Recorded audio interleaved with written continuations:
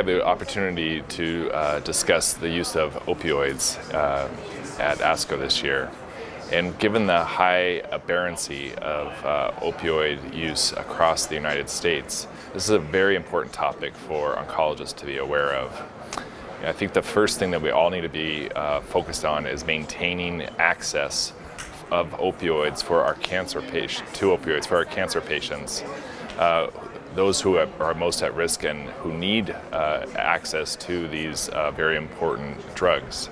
At the same time, it's very important that we now recognize the importance of assessing risk of aberrant use.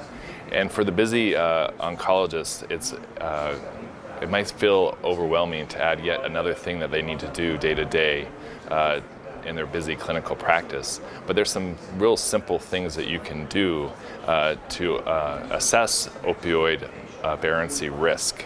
The first is to complete a prescription drug monitoring program report. This is now available in most states across the United States, and even available online, and in some institutions like mine, integrated into the electronic medical record.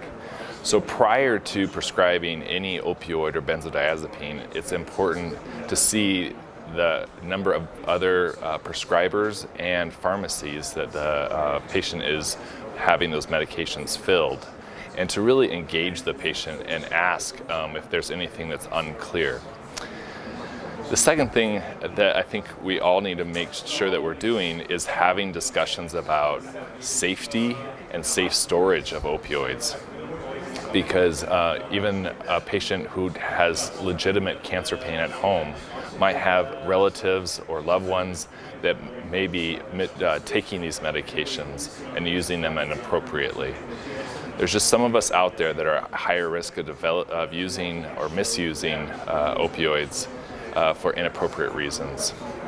And then the last is to really start thinking about universal precautions. So in the same way that we look at the prevention of spreading infectious diseases in the hospital, we also need to start thinking of universal ways that we can prevent yet another issue for our patients in terms of developing addiction to opioids.